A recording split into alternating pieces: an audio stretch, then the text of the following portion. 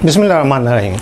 Procurement and supply diploma course, और इसमें हमारा सेकंड लेक्चर है जो और बुक मेरे पास है, और ये शायद अगले सारे लेक्चर्स में मेरे पास है, क्योंकि मैं चाहता हूँ कि मैं वो बोलूँ जो बुक्स में लिखा हो। ये आठ डिफरेंट बुक्स हैं, और वो लोग जिन्होंने हमें पे किया है और वो बुक से देख के स्टडी करेंगे, तो उनके रेफरेंस के लिए ये ज़रूरी है कि वो चीज़ें जो मैं बोलूँ और जो वो बुक में पढ़ें तो वो दोनों रिलेट कर रही हों, तो उनको अंडरस्टैंडिंग हो कि जो मैं बोल रहा हूँ वो जो लिखा हुआ है क्या मैं उसके मुताबिक जो बोल रहा हूँ उनको समझ आ रहा है। तो इसलिए अब थोड़ी स्पीड भी हो सकता है स्लो, और थोड़ी वीडियो भी लेंथी हो, और दरमियान में पास भी आए, क्योंकि मैं ज़रा बूढ़ा आदमी हूँ, तो मैं जब तेज़ी से बोलता हूँ तो मुझे फिर सांस फूल जाता है, तो फिर मुझे थोड़ा सांस लेना पड़ता है। तो स्टार्ट करते हैं। बुक के मुताबिक जब बुक स्टार्ट होती है तो इसके अंदर सबसे पहले है प्रोक्योरमेंट की डेफिनेशन, और डेफिनेटली सबसे पहले जब भी प्रोक्योरमेंट की आप या किसी भी सब्जेक्ट की बुक खोलेंगे तो वहाँ पे पहले डेफिनेशन से स्टार्ट होगा। और जो प्रोक्योरमेंट की डेफिनेशन इन्होंने लिखी हुई है वो बहुत ही सिंपल और वन सेंटेंस है, simply one sentence. Procurement involves obtaining something. कुछ रिसीव करने का नाम प्रोक्योरमेंट है। वेरी सिंपल, और बहुत ही डीपली आप अगर इसको देखेंगे कि to receive something, simple to receive something. अब वो सारे लोग जो इस बात से कंफ्यूज होते हैं कि जी परचेज़ करना, ख़रीदारी करना, प्रोक्योरमेंट करना मतलब कुछ ख़रीदारी करना, तो procurement is not the process of purchases, कि ख़रीदने का नाम प्रोक्योरमेंट नहीं है। कल भी मैंने अपने जो फर्स्ट लेक्चर था उसमें बताया था कि ख़रीदना परचेजेस में आता है, और परचेजेस एक प्रोक्योरमेंट का छोटा प्रोसेस है। प्रोक्योरमेंट ख़रीदने का नाम नहीं है। तो प्रोक्योरमेंट क्या है? To receive something. आप कुछ जब रिसीव करते हैं तो उसको प्रोक्योरमेंट कहते हैं। और अगर मैं गलत बोल रहा हूँ तो फिर ये दुनिया की सबसे बड़ी सर्टिफिकेशन बॉडी है जिसने लिखा है to receive something is procurement. तो अब रिसीव समथिंग से क्या मराद है? इसका मतलब है कि आपका जो टोटल परचेजेस का प्रोसेस है वो पहले से पीछे हो चुका है। जैसे बताया कि परचेजेस एक प्रोसेस है जो प्रोक्योरमेंट का एक छोटा हिस्सा है कि, और परचेजेस का प्रोसेस क्या है ये मैं बता देता हूँ कि जैसे आपके पास कोई डिमांड आई तो आपने उस पर RFQ सेंड कर दी, रिक्वेस्ट फॉर कोटेशन, के जी कोटेशन भिजवा दें अपनी। फिर कोटेशन आ गई, उनका कंपैरिजन कर दिया, उनमें से जो लोएस्ट है उसको फाइनल करके PO इशू कर दिया, उससे सप्लाई ली, पेमेंट कर दी। तो ये परचेजेस का एक प्रोसेस है। और या मैं थोड़ा और एक्सप्लेन कर देता हूँ कि किसी भी डिपार्टमेंट में अगर 5, 10, 20 लोग बैठे काम कर रहे हैं तो वो जितने लोग काम कर रहे होते हैं हेड ऑफ डिपार्टमेंट के नीचे, या जो इंचार्ज होगा या मैनेजर होगा, या फिर कम से कम जो सेकंड लाइन होगी 1 या 2 लोग जो डिपार्टमेंट को हेड कर रहे हैं, तो उनके नीचे जितने लोग होंगे वो सब परचेज़ कर रहे होते हैं, यानी वो सब डे टू डे एक्टिविटी को रन कर रहे होते हैं। उनका काम होता है कि रिक्वेजिशन आ रही हैं, उनके ऊपर कोटेशन मंगवा रहे हैं, उनके ऊपर कंपैरिजन बन रहे हैं, उनके ऊपर PO इशू हो रहे हैं, सप्लाईज़ के लिए फ़ोन हो रहे हैं, सप्लाईज रिसीव हो रही हैं उनके पास या स्टोर के पास, GRN आ रही हैं, फिर उसकी पेमेंटें प्रोसेस हो रही हैं वगैरह वगैरह। तो ये सारा प्रोसेस जो हो रहा है ये परचेज़ का प्रोसेस हो रहा है, और वो सब लोग जो वहाँ बैठे हैं वो परचेजेस कर रहे हैं। लेकिन प्रोक्योरमेंट कौन कर रहा है? प्रोक्योरमेंट वो हेड ऑफ डिपार्टमेंट कर रहा है, या उसकी सेकंड लाइन में जो मैनेजर होगा वो कर रहे हैं, क्योंकि वो लॉन्ग टर्म थिंकिंग कर रहे हैं, वो लॉन्ग टर्म प्लानिंग पे सोच रहे होते हैं, वो स्ट्रेटजिक थिंकिंग और स्ट्रेटजिक प्लानिंग कर रहे होते हैं, वो रिलेशनशिप मैनेजमेंट के ऊपर गौर व फिक्र कर रहे होते हैं, वो अपनी जो रॉ मटेरियल है, जो डायरेक्ट सप्लाईज हैं, उनको वो कितनी सिक्योर है, उनकी क्वालिटी में कहीं पे प्रॉब्लम ना आ जाए उसके लिए फ़िक्रमंद होते हैं, और उसके लिए स्ट्रेटजी बना रहे होते हैं। वो अपने जो डायरेक्ट रॉ मटेरियल के सप्लायर्स होते हैं उनको विज़िट कर रहे होते हैं, उनसे मीटिंग्स कर रहे होते हैं, उनसे स्ट्रेटजिक रिलेशनशिप के लिए प्लानिंग कर रहे होते हैं। तो ये सब चीज़ें जो हो रही होती हैं ये प्रोक्योरमेंट है, यानी ये प्रोसेस जो है वो सेपरेट है, और प्रोसेस का नाम है परचेजेस। और जो स्ट्रेटजिक प्लानिंग है, स्ट्रेटजिक सोर्सिंग है, थिंकिंग है, रिस्क मिटिगेशन है, ये सब चीज़ें वो चीज़ें हैं जो कि मैनेजर कर रहा होता है, हेड ऑफ डिपार्टमेंट कर रहा है, और इसको हम प्रोक्योरमेंट कहते हैं। तो अब ये जो बात है कि जी टू रिसीव समथिंग, प्रोक्योरमेंट क्या है? टू रिसीव समथिंग, कि हमने कुछ रिसीव किया, ये प्रोक्योरमेंट है। तो इसका मतलब कि परचेजेस के पीछे पहले से हो चुकी हैं। पहले से कैसे हुई हैं?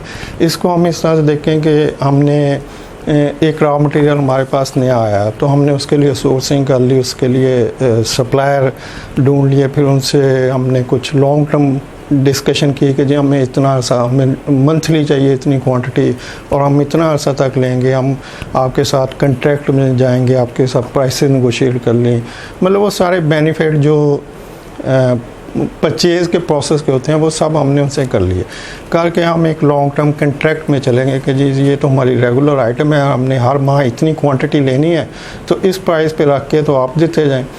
तो जब फाइनली एक कॉन्ट्रैक्ट हो गया, टर्म्स एंड कंडीशन डिसाइड हो गई और वो प्राइस भी फाइनल होगी, तो अब उसके पीछे क्या, अब सिर्फ सप्लाईज हैं टू रिसीव समथिंग।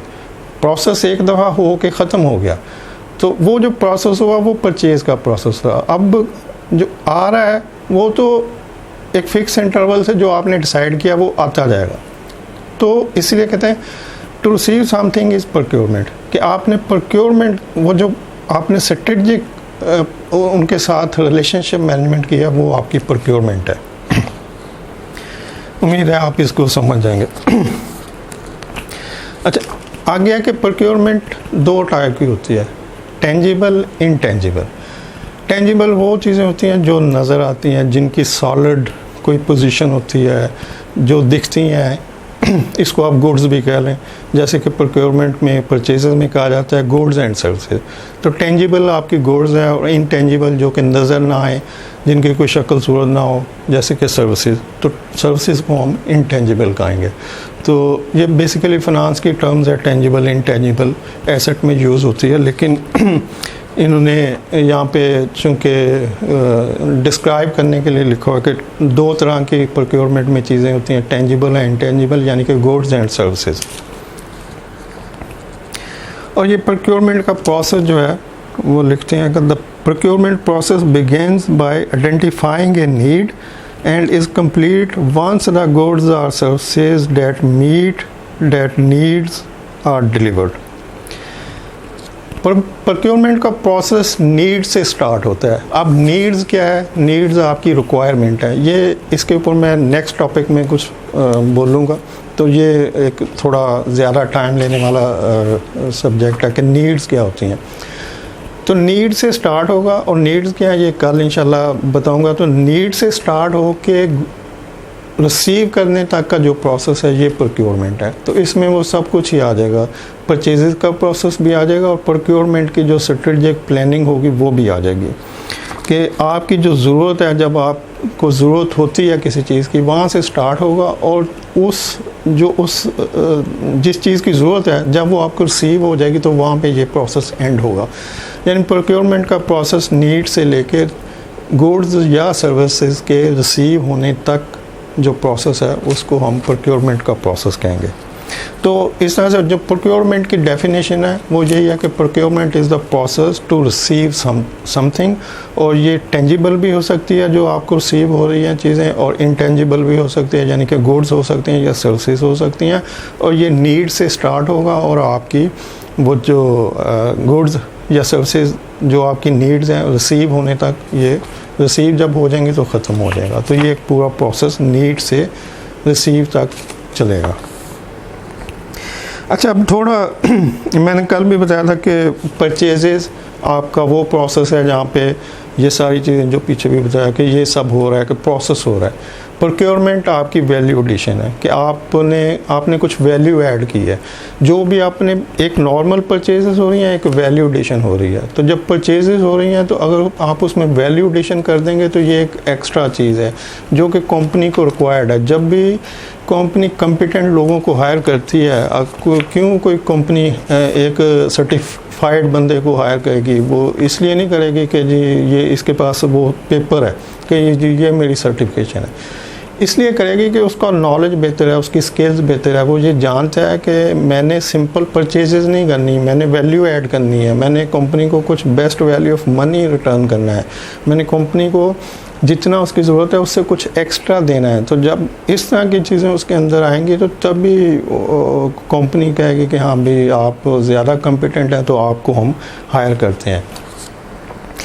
तो बेस्ट वैल्यू ऑफ मनी क्या होता है? तो बेस्ट वैल्यू ऑफ मनी यानी कि आप जो पे कर रहे हैं वेंडर्स को, जो सप्लायर पे खर्च कर रहे हैं कि जी हमें ये चीज़ चाहिए तो हम इतनी पेमेंट करेंगे, लेकिन हमें इस पेमेंट के बदले में जो बेस्ट रिटर्न है वो चाहिए।